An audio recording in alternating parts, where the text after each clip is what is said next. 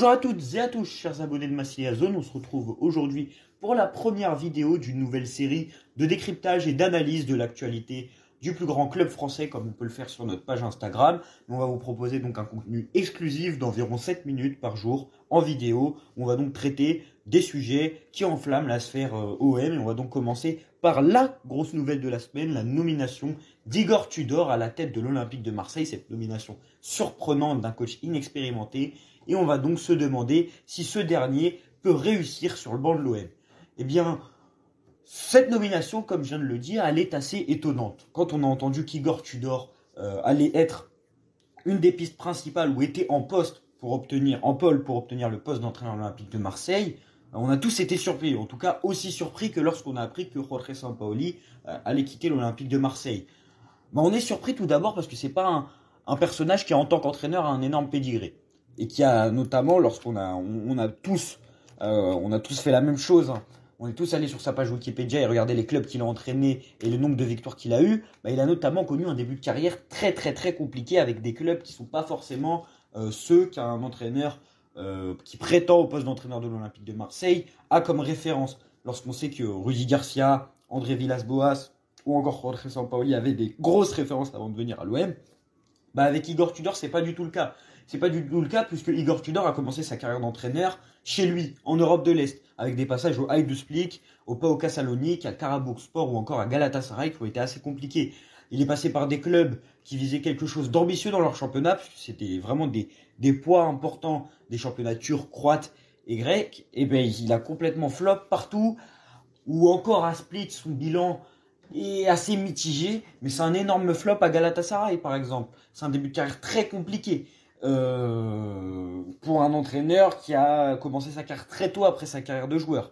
Cependant, son arrivée à l'Udinese à l'année 2018 a marqué le début d'une nouvelle carrière, réellement le début de sa carrière d'entraîneur. Après un passage dans des contextes assez difficiles, où il faisait souvent le pompier de service, là il arrive à l'Udinese encore en tant que pompier de service, mais en Serie A, où il va commencer à se forger en tant qu'entraîneur. Si la Serie A l'avait déjà forgé en tant que joueur, elle le forge en tant que coach tactiquement. Son passage à la Juventus également dans le staff d'Andrea Pirlo le développe ses capacités tactiques dans un championnat qui est la référence en Europe pour Pablo Longoria.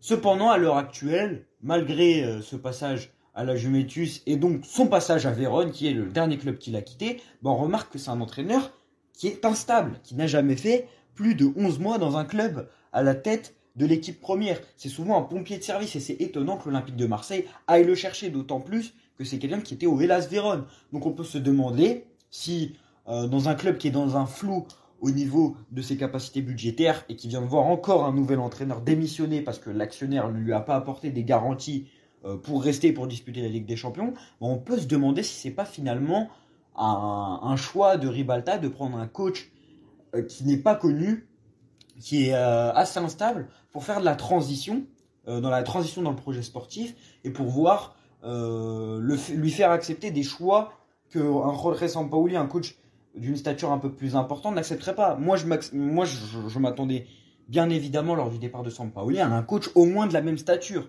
ou un coach prometteur comme De Zerbi qui avait quand même des références un peu plus importantes avec Sassuolo. Là, on a clairement un coach inexpérimenté. Cette théorie du fait que l'Olympique de Marseille ait choisi un coach qui allait être un peu plus pragmatique au niveau du mercato, elle est confirmée par l'équipe qui informe donc qu'Igor Tudor, je cite, devrait être plus mesuré, peut-être moins exigeant au sujet du mercato. Il sera sûrement moins compliqué que Jorge Sampaoli.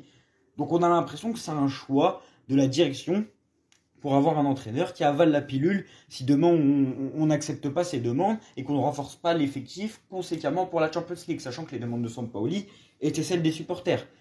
Il faut quand même nuancer ce propos qui est assez négatif. Parce que Igor Tudor, ça reste un entraîneur qui est en pleine ascension et qui possède une forte identité de jeu. Si, pour le projet de Pablo Longoria, le jeu est très important, Igor Tudor répond clairement à ces caractéristiques, même s'il y aurait peut-être des entraîneurs un peu mieux placés. Son 3-4-2-1, plein de verticalité, plein d'intensité, plein de pressing, qui est tout aussi intense et de combativité, il répond aux exigences d'un entraîneur qui peut prétendre au poste de l'Olympique de Marseille, ou en tout cas au style de jeu que les supporters voudraient voir prôné la devise de l'Olympique de Marseille, c'est droit au but, un jeu plein de verticalité, plein de pressing intense, bah c'est ce qui va plaire aux supporters. En sachant que c'est ce qui manquait à l'OM de Sampaoli, un peu plus d'intensité au pressing, un pressing qui est vraiment très haut dans son Hellas Vérone, et de la verticalité. Donc pour ça, on va prendre sa seule référence en exemple, son Hellas Vérone, qui évolue donc dans un 3-4-2-1, avec un trait offensif qui a clairement marché, qui a survolé cette saison en Serie A, qui à un moment était même, je crois, parmi les 3 joueurs, il y avait Simeone dedans, un des duos les plus prolifiques d'Europe. Et bien son Hellas Vérone, qui est donc sa seule référence, pendant 11 mois, a été assez intéressant. Il a repris l'équipe, alors que cette dernière avait vu son entraîneur virer dès la 4e journée. Il en a clairement fait une équipe taillée pour les places européennes, pour la Conference League. Malgré le fait qu'ils finissent 9e, ils échappent de loin à ce qui était attendu pour eux, la lutte pour le maintien. C'est une équipe notamment qui a fait des gros matchs face aux gros, un gros match face à la Juventus, un gros match face à la Roma, qui est donc le premier match de Tudor où il bat la Roma de Mourinho. Et ça a montré donc le profil d'un entraîneur assez ambitieux. Au niveau du profil, on peut également ajouter à cette identité forte un véritable personnage. Pour avoir demandé à des suiveurs de la Serie A, ce qu'on m'a rapporté, c'est que c'est un entraîneur vraiment au style Antonio Conte. Très motivateur, protagoniste, jeu ultra offensif. Et comme on l'a dit, hein, tout ce qui revient lorsqu'on parle d'Igor Tudor, c'est intensité, pressing, verticalité. C'est vraiment les 3 mots pour définir Igor Tudor. Cependant, ces 3 mots représentent une limite pour le poste d'entraîneur de l'Olympique de Marseille. Si j'ai bien dit que c'était les limites de Sampaoli, bah c'est les limites d'un club de la stature de l'OM. Quand tu joues dans un championnat comme le championnat de France, où ta première journée donc sera face au bloc bar et moi, il faudra réussir à vraiment péter ce bloc. Et c'est pas de la verticalité qui va te le permettre face à un bloc qui joue dans ses 30 premiers mètres. Ça va être assez difficile. Pareil pour le pressing. On sait tous que ça va être une saison qui va être riche en matchs avec la Coupe du Monde en plein milieu du mois de novembre. Est-ce que l'Olympique de Marseille va réussir à faire un gros pressing tous les 3 jours pendant 90 minutes? On a aussi une question des profils des joueurs à sa disposition. Pour moi, l'Olympique de Marseille n'a pas actuellement les joueurs pour évoluer sur le rôle de Tudor. Donc je vous présente donc la compo de l'Olympique de Marseille nécessaire pour que Tudor puisse prétendre à réussir à l'Olympique de Marseille. La voici. Donc dans son 3-4-2-1, il est nécessaire d'avoir un joueur comme Dries Mertens au rôle de 9,5 pour apporter de la mobilité derrière un attaquant comme Marek Milik.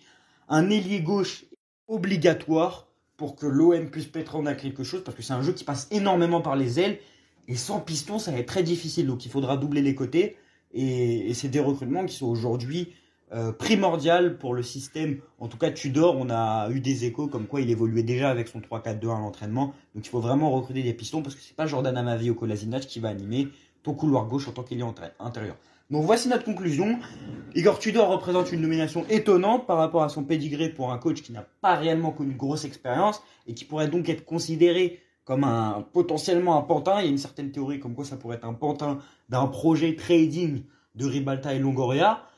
Néanmoins, c'est un entraîneur qui est en pleine ascension avec une forte identité de jeu et qui colle avec le football que souhaitent voir les supporters de l'Olympique de Marseille. Néanmoins, il y a une limite par rapport à son expérience vis-à-vis de la Champions League, car il n'a jamais disputé de campagne européenne, mais également ses principes, la verticalité, son intensité au pressing, est-elle viable dans un championnat comme celui de la Ligue 1?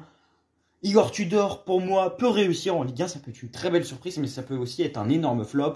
Il faudra voir s'il réussit à s'adapter au championnat français. En tout cas, ça nous donne quelque chose d'assez intéressant pour les suiveurs du championnat de France et pour les supporters de l'Olympique de Marseille, parce qu'avec Igor Tudor, on peut s'attendre à tout.